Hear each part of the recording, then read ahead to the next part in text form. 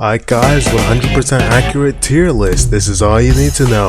This is it, 100% accurate.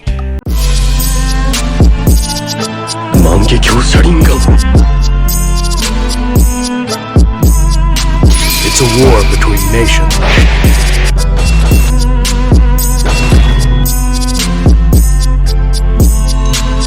WAGWAN people of today, it's me ShiverAway, and today we have the much awaited SL2 Arena tier list. Okay, so first off I want to say that all of these characters could be S tier, it just matters how you play them. Doesn't matter what you're using, in a 1v1 you can be any of them with any character. The game is just balanced like that. But from an overview, just a points racking up base value standpoint, these are the best characters and how I personally rank them.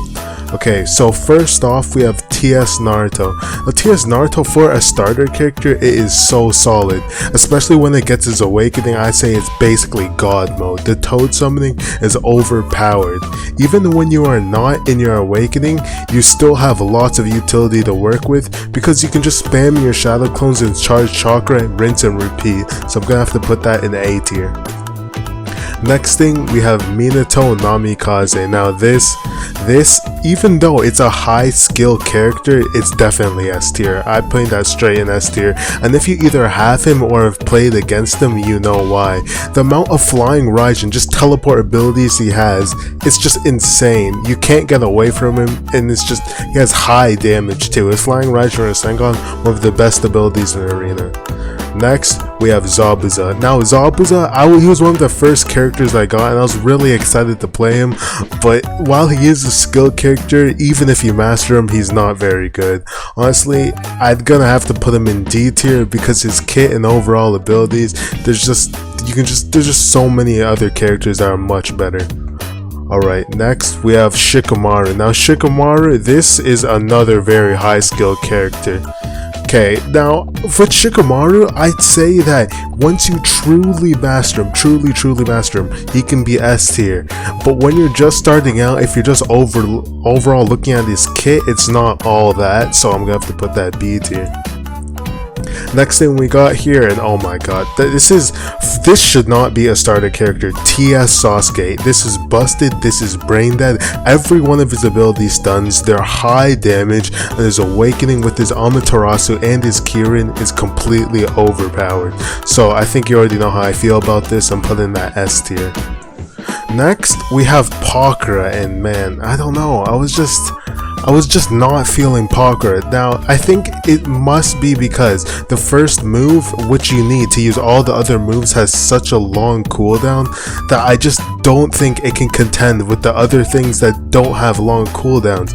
Once that move is on cooldown, you simply cannot do anything with your Scorch Orbs. So for that reason alone, I'm going to have to put it D tier. Alright, next we got is my main man Anoki. Now his kit, he is a fun character to use, I can't lie. I like his stuns, and I like how he's one of the most long range characters that you'll actually find in the game. He's very fun to use, but overall I think you can't really do much with him. There's a lot better. So for that reason alone, I'm going to have to put him C. Now Anoki, he's another character that it really depends on how you play him. But for me personally, it's not really my thing. I'm going to have to put that C. Now Haku, it's a decent character. The hand signs aren't too bad, but I feel like the damage output could really be better. When you're playing a Haku, you have to rely a lot on your M1s because his abilities are basically just going to be stuns with the ice. The damage isn't too crazy, but overall a decent character, so I'll put Haku in B. Now this right here, we got Gara. I love Gara, man. Gara is a good character. I'd say you can play him close range, but he's best mid to long range. You're gonna want to spam your abilities, and then once they're stunned, you want to get close and hit them with your sand combat. Gara, he has a good damage output. I think he's better for, I'd say maybe 2v2s. He's not really a 1v1 character, but overall definitely a good character overall, so I'll put him B. Next thing we got here, and now we have PTS Sasuke. Now, I know a lot of people are going to disagree with me with this. They'll say, oh my god, PTS Sasuke is busted, he's overpowered. But I simply cannot agree. I think he's C tier, and I'm gonna explain why. I think the fire breath ability, it's like, it has so many hand signs, and even if you do hit it, it leaves you open for like 2 seconds. So I think that it's just really not worth using that ability half the time, even if you hit it. Now, he has the basic Chidori, and yeah, I guess that's a good ability, but of course, you know, the other variant of Sasuke also has that, so I wouldn't be using it. So overall, in his kit, even when his awakening, his awakening isn't all that either. It's, in fact, I'd say that his awakening is might even be worse than some people's base mode. But if you disagree with me, that's fine, but for me, that's C tier. Okay, next we have here is Kisame Hoshigaki, and Kisame is the biggest letdown in this game, man. He is straight to D tier. Now, the only good thing about his kit is his weapon spec. His weapon spec is very good, has a huge AoE, and it takes your chakra, but all of his other moves are just bad. The hand signs on the shark, that's gonna get cancelled every time. The shark rush, I just don't like it at all. His awakening, nothing special. Now, Kisame, I think it's not a high skill character. If you get good with him, then you can do a lot of damage. You can definitely get a lot of points in public servers. But for me, you will not catch me dead using him. And now, oh my god, we have Might Guy. Now, Might Guy, S tier, immediately, no question. His base mode is nothing special, I'll be honest. His base mode, I'd say it's comparable to any other character. But once you awaken, it is an auto win. His 8 gates is just broken. When he goes into the 8th gate and he hits you with the Hirudora, 1/4 of your health gone. And then he hits you with the Night Guy, another 1/4 of your health gone. And then he hits you with that, the Peacock move, the fire one, that's another 1/4 of your health gone. You're basically dead if a Might Guy just spams all of his abilities on you. And they have huge AoE, so he's another character that racks up points. Might Guy, I think he's very, very good. He's one of my mains, and he's, I have to say, in my opinion, like top 3 most fun characters to use, honestly. I just love using the Hirudora on people. Another one we have here is Conqueror, man. Conqueror, I mean, now this is actually unexpected. Before, when I saw people playing Conqueror, I thought he was D tier. I was like, okay, Conqueror, he doesn't have anything special, the puppets aren't too good, not that much damage output. But after actually using him myself, I'd say he is B to A. I'll put him in B tier because that's just I'd say if you don't really know what you're doing, he'll only be like a B tier character, but I'd say he could easily be A as well too. Conqueror, his salamander puppet, it stuns, has a really nice stun. You can really keep people stun locked with him, and you can use the poison to stun them as well. It's just overall a good character. Okay, now next, man, you already know, we have Yamato, another starter character, but he's also another good starter character. And I think for him, I'm gonna put him into B. Some people might think he's worse. They think, oh, Yamato is nothing special, but B tier in my opinion. And this is why. I think it's another high skill character. You're not really meant to spam your moves, but if you play your range, cancel your opponent's hand signs, and then hit them with the Woodbind, you'll be doing a lot of damage. I'd say he's almost like a 1v1 character, but if you're just playing pubs, you might not rack up that much points with him, but if you're in 1v1s, he's a good character. Next, we have Sakura. Now, I don't want any bias from the show leaking in here, but I don't like soccer, man. I don't like soccer. I'll just put it C because soccer's kit, not for me. I don't like being in my enemy's face 24/7. I don't like how much stamina it takes. I don't like the sound of the abilities. I don't like the look of the abilities. I'm sorry, I don't like soccer. I might be a bit biased, but this is not a character for me. Hey, I mean, I'll admit I haven't seen many people use it. I haven't used it that much myself. Maybe you're good with it. Maybe it's S tier. I don't know, but I'll never know because I'll never try. Okay, now our next character we have is Pts Naruto. Now Pts Naruto, I'm gonna have to give him B tier. I'll be honest. He's another solid starter character. Me personally, I prefer the time skip Naruto, but I will say Pts Naruto is a better 1v1 character than time skip Naruto. But if you just want to rack up points, you already know, man. That's definitely going to be TS Naruto. Pts Naruto, he's still very good. So as a starter character, yeah, if you want a high school character, that's all you gotta use. And now Neji, man. Oh my god, Neji is busted. Neji is actually busted. I'm gonna put him in A tier. Now, a lot of people, when they're playing Neji, they don't know what they're doing, but the fact that you can hold down your rotation and you will be iframe for so long, people cannot hate you with anything. It's just so amazing. And then as soon as you're out of the rotation, just hit them with trigrams, all the while you're stealing chakra.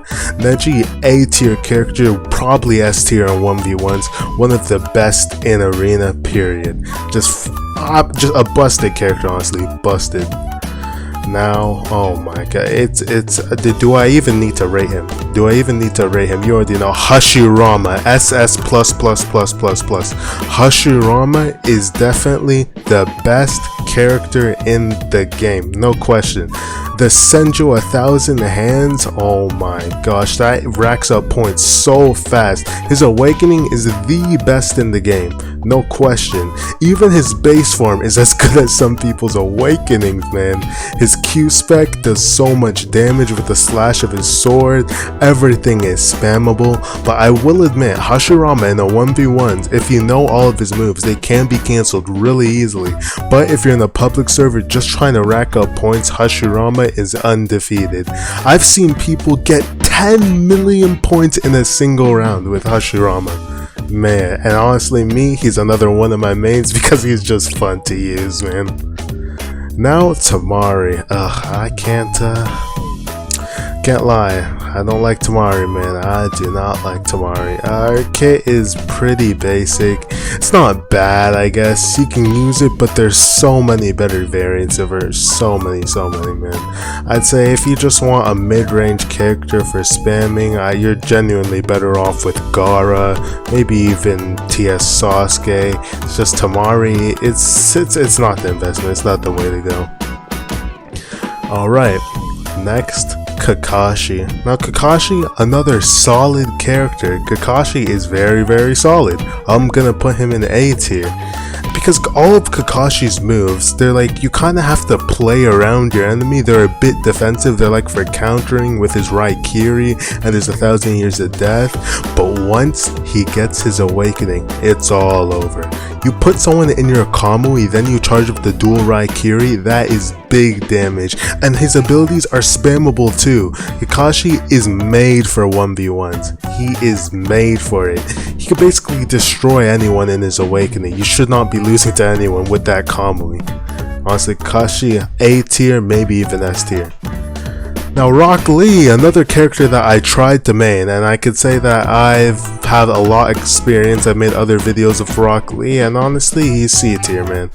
Might Guy is literally just a better Rock Lee. I like playing him. I think he's fun when he awakens and he goes into the 4th gate. It's really fun, but at the end of the day, he just does not have the damage output. He doesn't have the gap closers, and all of his abilities are close range. See, if a character can't get close to you and they all have close range abilities, it just doesn't work out. Either way, I still think Rock Lee is pretty fun to use, but I wouldn't recommend it for new players anyway. Okay, now we have Kimimaru. Decent character. I like his stuns. His awakening is pretty decent, but it's just sometimes it can feel almost like you don't have your abilities when they're ready. The cooldowns on them are sometimes too high and you can't really get off your combos. A lot of characters have really short cooldowns, so that can screw you over a lot of times.